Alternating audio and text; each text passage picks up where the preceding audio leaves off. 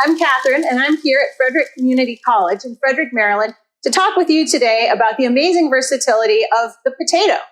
I'm joined today by some experts in the subject who are going to help us understand this amazing plant a little more. With me here is Mark, who is a restaurateur professional chef with over 30 years experience, as well as a farmer. In addition to that, Mark is also an instructor here at Frederick Community College, where he helps others understand the wonders of cooking. Mark, can you tell us a little bit more about what you do on your farm and here at Frederick Community College? Yeah, so we have an 11-acre farm in Middletown, Maryland, just down the road. And there we grow about 100 different varieties of table crops, of which potatoes are one. They're a very versatile crop. They're in great demand for our consumers, and they're a great addition to our lineup. Here at Frederick Community College, we have a wonderful culinary arts program, a baking and pastry program, advanced bread baking, chocolate artistry, hospitality and tourism, and also business innovation. So a wonderful resource for the students of the area. Terrific. Well, I'm excited to learn more about what you do. And today I understand you're going to be cooking a recipe that you came up with yourself using potatoes. I'm actually just leveraging a recipe probably folks already know, which is a hash. I think we've all had a hash in some form before. We're going to seize on the summer vegetables that are available right now. And of course, these wonderful waxy potatoes, which will give us that wonderful caramelization and also remain firm during the cooking process. Wonderful. Well, before we jump in, I'd like to introduce our other two experts. Muniver is a scientist with the Agricultural Research Service based in North Dakota. She studies potatoes with a focus on post-harvest, or what happens after the potato comes out of the field as it makes its way to your table. Muniver, can you tell us a little bit more about your work? Sure. As you mentioned, our main focus is post-harvest physiology of potato. After harvest, the majority of potatoes go into storage for year-round use. At harvest, they are at their top nutritional quality. To protect that quality, they need to be stored in certain environmental conditions. And critical factors for successful storage are temperature, air quality, and relative humidity. Interesting. Well, we'll have to hear more about that as we go through our activity today. But in the meantime, I'd also like to introduce our third expert. Paul is also a potato scientist with the Agricultural Research Service. He's based in Maine, and his work focuses on potato breeding. Paul, can you tell us a little bit about your research? Yeah, so I manage a program called Potato Variety Development for the Eastern U.S. It's a potato breeding program run by ARS since 1929. And our goal is to develop new potato varieties, specifically within the chipping and table market classes. Fascinating. Well, I think we're going to enjoy learning more from all of you today. But first, let's start with this recipe. Mark, can you tell us about the first dish we're going to cook here? Yes, so the first dish we're going to do is a summer hash. We have all of our vegetables prepped. We've actually cooked the potatoes ahead of time. We poach them slowly in olive oil. Brings a ton of flavor, but it also guarantees that we can focus on cooking the entire dish as opposed to being worried potatoes are underdone. Potatoes are great for this. We use a waxy potato because it holds up better under cooking. And so we're able to throw in all different kinds of summer veg. You can do this in spring with a little bit different veg. You can certainly do it in the winter and fall as well. So it's just a great way to showcase what we're doing with potato. And are there variations on this recipe? For instance, is there a vegetarian alternative for the bacon if people don't eat meat? Absolutely. So if you're a mushroom fan, that brings a ton of umami. There are other seasonings you can bring in.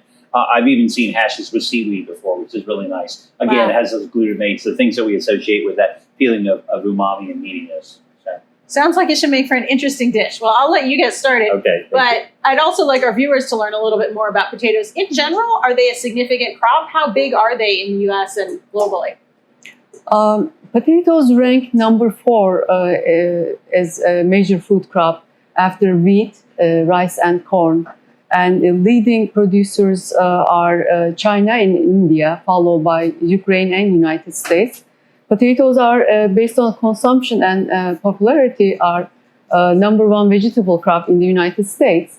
And leading producer states are Idaho, Wisconsin, Washington, Oregon, and North Dakota. And potatoes grown in also other states as well. So seems like it's something that's really important for us to help farmers grow and grow successfully. And that's the focus of the research that both of you do. So I'd like to delve into that. But first, let me circle back with you a little bit, Mark. Can you tell us what's going on next in the recipe? Yeah, so we've added our onions, our alums, the whole alum family. So whether it's leeks or onions or garlic, Pairs really, really well with the potato. We're going to follow in just a moment as soon as that gets a little crispier with our carrots. Carrots are a little thicker, take a little bit longer to cook. We'll then follow in with our green beans, our zucchini, again, wonderful summer fruits. If this were spring, I could substitute in spring vegetables, and certainly late fall or winter, there'd be other winter vegetables as well. I'll finish with some garlic. Don't want to overcook garlic, it gets bitter, and then our bacon as well. Let's dig in a little bit more. Are potatoes difficult to grow? Could I grow one in my backyard if I just took something that sprouted from my kitchen, for instance?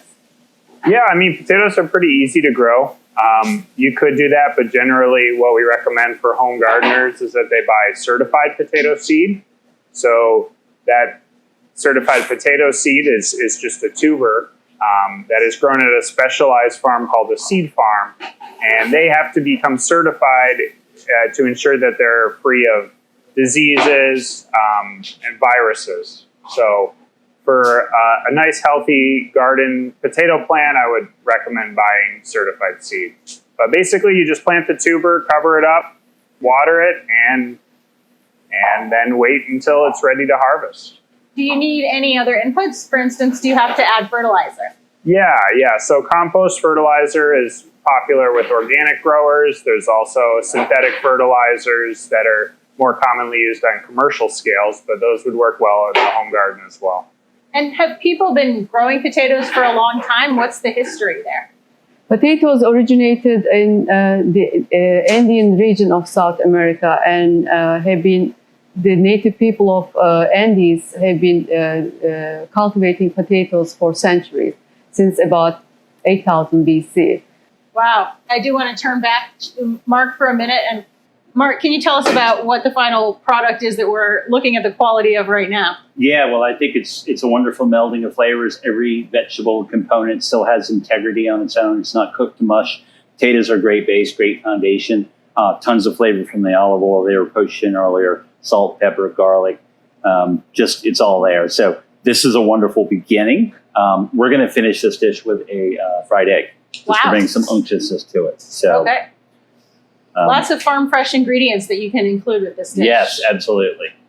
Nutritious and delicious. Yes. All right. Well, we'll look forward to trying a little bit of that. And I understand that's only one of 3 dishes you're making. Can you tell us what else you're going to cook today that will help us learn more about potatoes? Yeah, so we're going to roll right from this, and let's just pretend this is for breakfast and not for any other meal. We're going to go right to what we call a Spanish tortilla.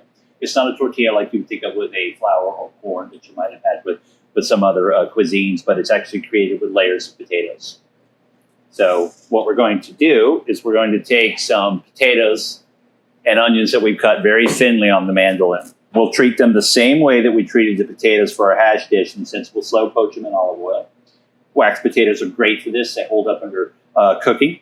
We're going to mix this around a little bit, add some salt and pepper. We'll add some egg to it, and we'll go into a hot pan with olive oil, and we'll let it cook. Okay. When it gets about 3/4 of the way through, we'll put it in another pan, we'll flip it over. And then sounds complicated, but I'm going to leave it in your capable hands. It's not complicated. So, speaking of complexity, it sounds like there are a lot of different things involved in growing potatoes. Can you tell us about the different purposes the potatoes are grown for and how that might affect the way that you develop different types? Yeah, so the way as a breeder I think about potatoes is different market classes. So is this potato going to be grown for French fries or potato chips or sold in the grocery store? And those are basically the 3 types of market classes we think of. Most French fries are russet potatoes. The potato chips, the market class for those are called chippers. And then table kind of covers anything you find in the grocery store, from yellow flesh to red skin to purple skin, purple flesh. So those are the major market classes. And you mentioned a few different colors and characteristics. Do each of those have different features in terms of the nutrition or other aspects that we might be interested in, like texture or flavor? Yeah, so the yellow in the yellow flesh comes from carotenoids. Carotenoids are also what's present in carrots. And I'm sure a lot of people have heard if you eat a lot of carrots, it's supposed to be good for your eyesight. And that's due to the carotenoids. As well, anthocyanins are the compound that are present in the purple and red skin potatoes, and anthocyanins can help reduce inflammation, which has a lot of health benefits as well. All right. Well, I think we've got a little bit of time left on this dish, Mark. Can you tell us what's happening now in the process? Yeah, so they're getting there. They're almost perfectly brown. I'm getting ready to flip. I'm just looking to make sure I have everything in place before we do it. So this is where it can all go horribly wrong.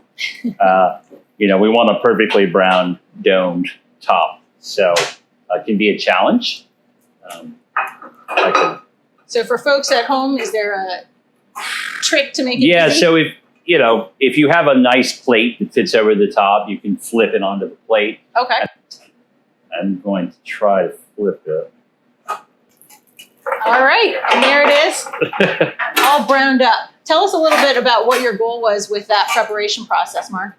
Yeah, so you wanna have it cooked fully through, almost there, 90%. I'll take it. All so, right. Yeah. So the person eating it gets a melange of different textures. They do, and the beauty of it is the nicely thinly sliced potatoes actually gives you a very unique potato texture you just don't get anywhere else. Sounds wonderful. Would this keep in the refrigerator, or could we store it if we don't finish it? You certainly could. What I will tell you is if you plan on serving it that day, I would not refrigerate it. I would leave it at room temperature, but certainly, like anything else, yeah, you can certainly stick it in the refrigerator, pull it out the next day. It's great. It actually firms up really nicely, so on-the-go lunch. And that brings us to another great question, which is about storing potatoes. But before we jump into that, let me ask you, Mark, we have another dish that you've lined up for us today. Can you tell us about that? Yes, so we're going to be doing a potato black bean veggie burger. The potato is the binder, but also the crispy outside is the hero of the dish. Black beans bring a lot of richness, a lot of protein, some binding agents, and then we have a variety of wonderful summer vegetables, corn, things like that we're going to add to it. Bring a lot of flavor, vibrancy, and bite. Sounds delicious. How do we get started? So we've grated some potatoes early in the day, and again, we're sticking with waxy potatoes.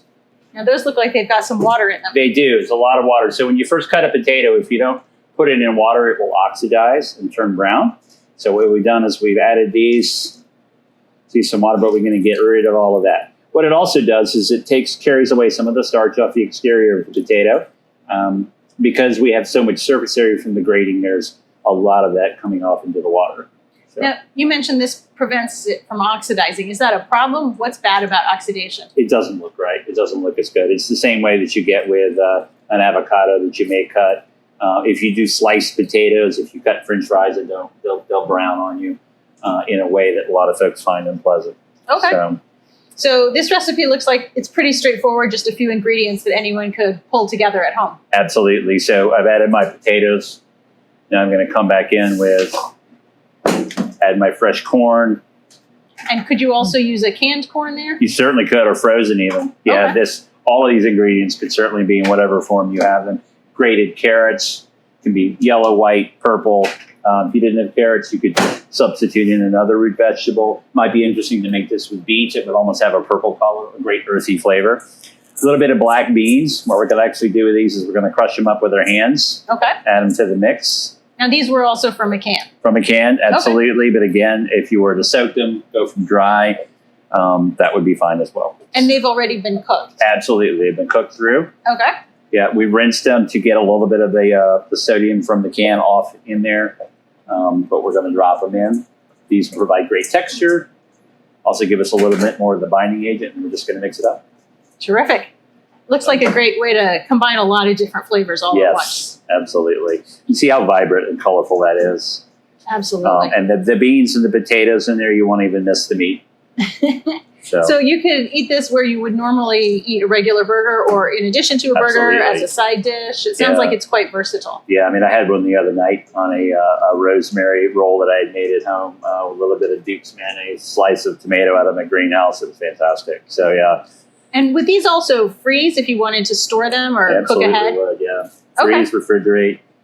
Well, we're just going to bring the burgers together in your hand. It's going to be loose. Don't let that bother you. Just kind of squeeze, get any extra moisture out. Also bring the ingredients until you get about a half-inch patty. Okay.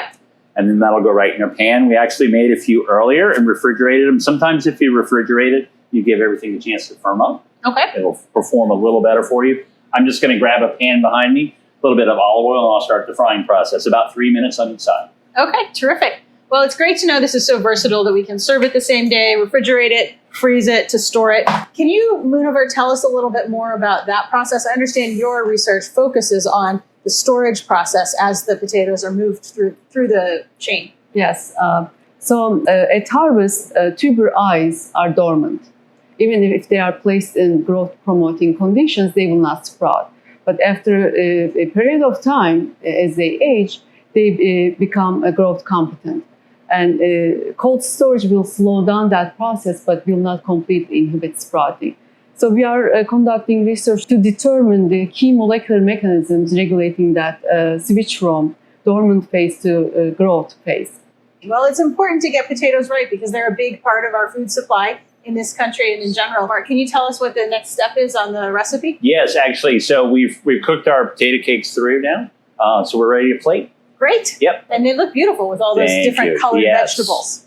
Yes, absolutely. Potato is remarkable.